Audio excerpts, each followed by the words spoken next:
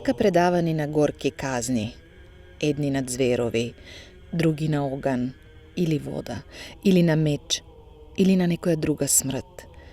На најжесток начин ги предаваа своите души на Бога. Такви и поголеми од нив страдања трпеле христијаните, додека царувала длабоката ноќ на неблагочестието и на неговите заштитници. Но, христијанскиот крст, за да го просвети и доведе до сознание и самото царство, и со тоа да го покаже како вистинско царство, неспособно да робува на глуви и бездушни идоли. Затоа Христос, сонцето на правдата, најнапред испратил некои зраци, предходници на совршената светлина на сознанието, да ја растераат сосема ноќта, да покажат однапред дека е близу денот.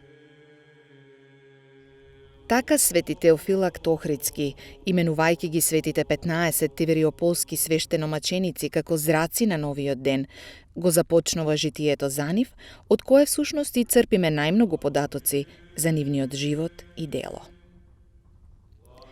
Она што се знае е дека живееле во 4. век, во времето на Флавиј Јулијан II или уште познат како Јулијан Отпадникот, последниот пагански римски и византиски цар на Константиновата династија.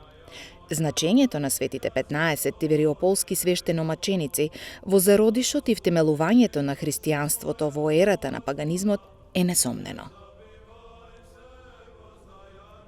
Не знам, од денешна перспектива, современиот човек и од перспектива на денешното време во кое што живееме, во кое што апсолутно се релативизира, би можеле да разбереме и да проникнеме во таков еден апсолутен идеал за кој што човек е подготвен да умре. А таков идеал имале мачениците Христови, односно Христос бил нивниот идеал. Тие за него живееле, за него умирале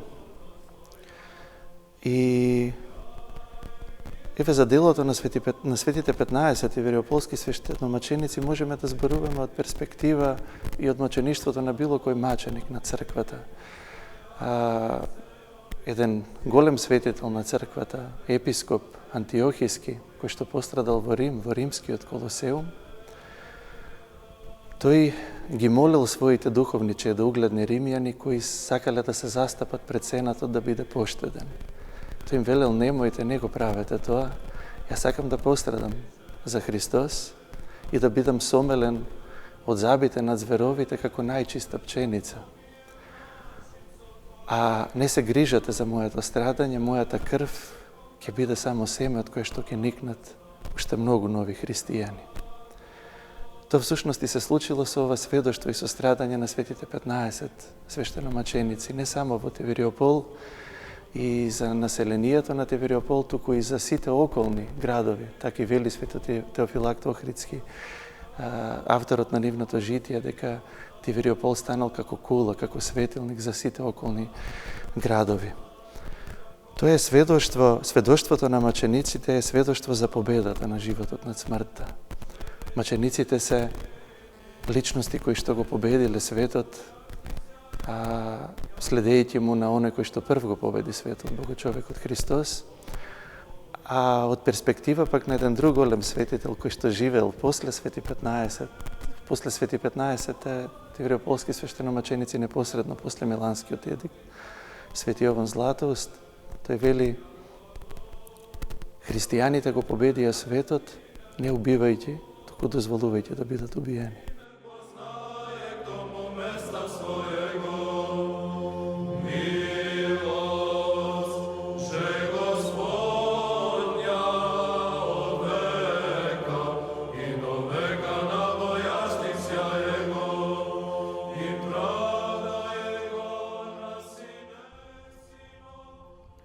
Тимотеј и Комасиј, Евсевиј и Теодор. Не можејќи повеќе да гледаат како идолите се почитуваат, го оставиле Солун и се преселиле во Тивериопол, кој лежи на север од Солун и граничи со Илирик. Тука, откако нашле малку слобода, го посеале семето на словото во нивите на душите и обработиле за Христа богата нива со изобилно класие. Освен словото, тие имале и светол живот.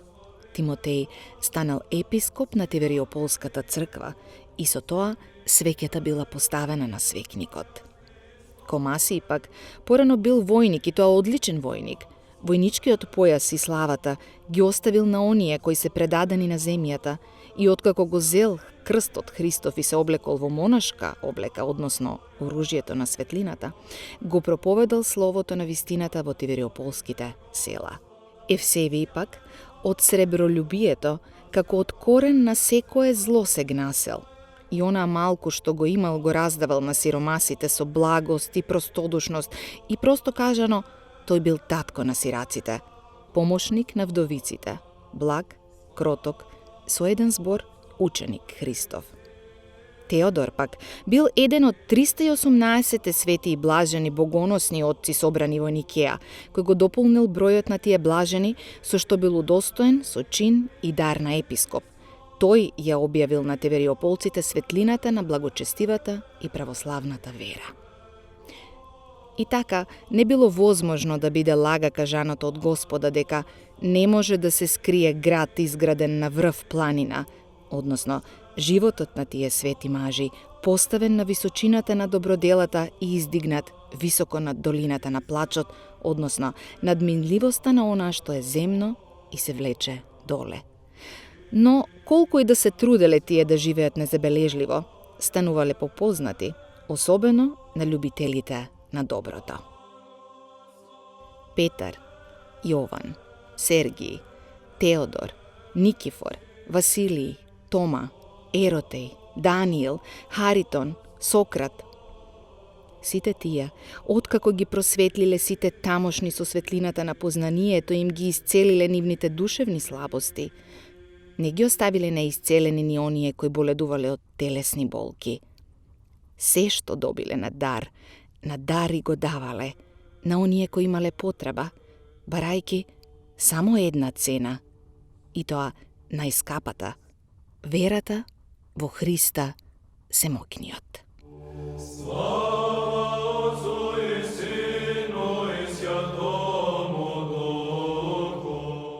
Токму затоа и не останале неприметени. Тоа ќе е причината да Јулијан II ги прати своите поданици Филип и Валент во Тивериопол да го секнат од корен ширењето на Христовата вера.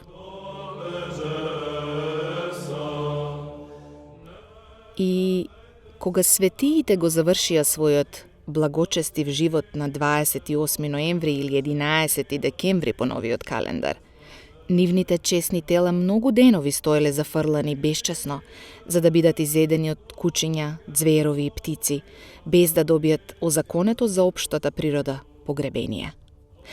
Но Божијата седражителна десница на оној кој се гледа, ги запазил недопрени и неповредени. Затоа, оние кои што ги гледале се восхитувале на Христа Бога.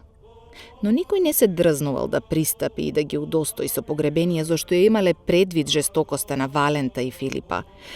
Но откако вие се вратиле повторно во Солун, христијаните кои се здобиле со малку слобода, се собрале, ги подигнале со почести чесните тела на мачениците, како што прилегало, ги завиткале во чисти плаштаници и откако ги извршиле сите служби кои што ги налага законот на христијаните, со свеки и кадење ги положиле во Тивериопол, секого во посебен ковчег, на кој било напишано името на секој од нив, каков живот водел и каков чин имал во Христа.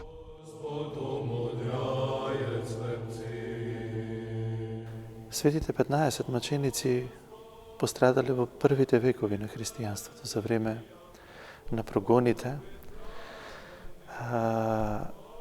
Нивните мошти исчезнуваат од средновековна Струмица, добар дел од моштите уште во 9 век.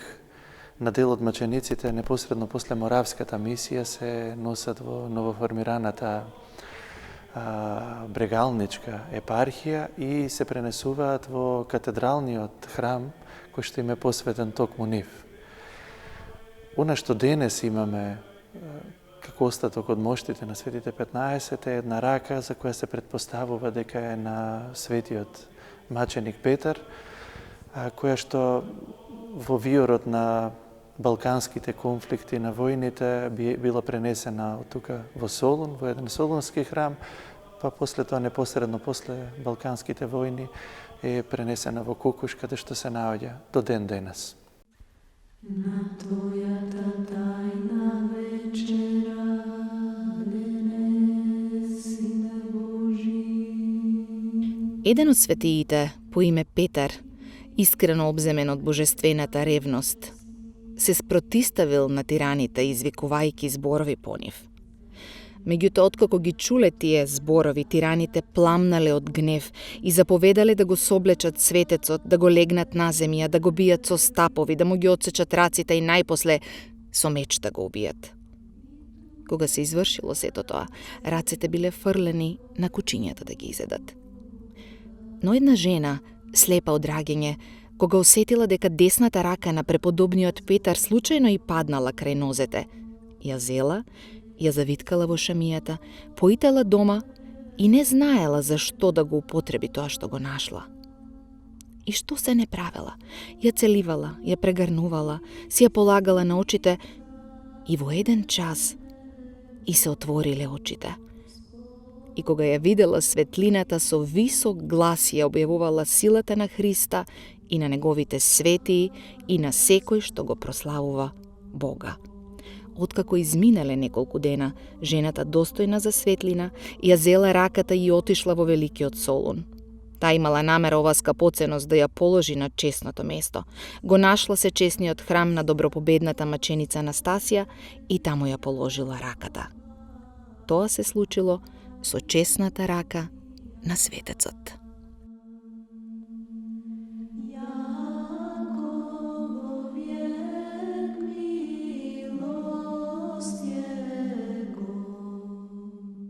Не само маките и страдањата и принесената жртва во име на целта на подвигот, туку и култот на исцелители и спасители стои како дел од ореолот над нив. Половина од житието на свети Теофилак Охридски е полно со приказни за исцелителната моќ и на светците, а и на нивните мошти. Фатени стануваа, лепрозни зацелуваа, слепи прогледуваа. Но и денес, после 17 века, светците се уште не чуваат и се уште не заштитуваат.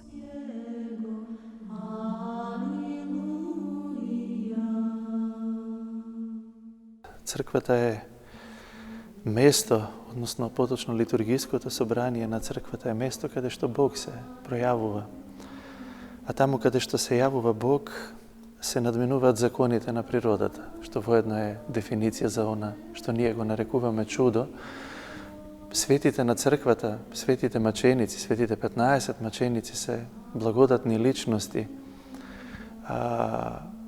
обдарени со неизмерна благодат Божија и самите тие се рефлексија на несоздадените енергии Божји, кои што ги даваат и ги рефлектираат на сите оние кои што ним се обраќаат или заедничарат со нив. Она на што јас би се задржала воедно да биде одговор на вашето прашање не е некое конкретно чудо кое што би не импресионирало, секако дека има и такви непрекидно, речиси 2000 години, од светите 15 маченици се постојано такви какви што пееме во нивниот ропар, исцелители на болните, утешители, лекари и така натаму. Но она што лично за мене е најголемо чудо, а во што и самиот се уверив кога пред повеќе од 20 години дојдов прв пат во Струмице и овде на местото каде што пострадале светите 15 тивериополски маченици е личностниот однос. Личностниот однос со светите 15 од луѓето кои што живеат во Струмица.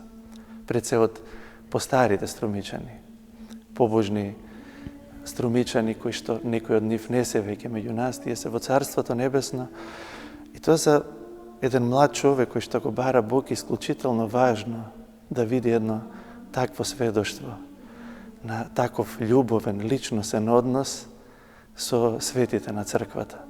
Тоа за мене беше најголемо чудо кое што сум го доживеал како млад човек, А тоа сите ние го чувствуваме, кои што доаѓаме тука во храмот на Светите 15 и на местото каде што тие пострадали и го осветиле. И мислам дека за нас струмичани нема посвето место на светот од ова место.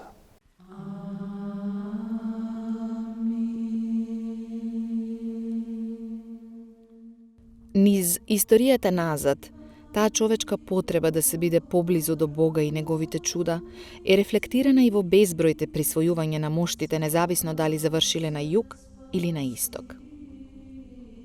Во таа смисла, струмичани, единствено како вистински чеда на Тивериопол, треба да бидат горди на своите светци.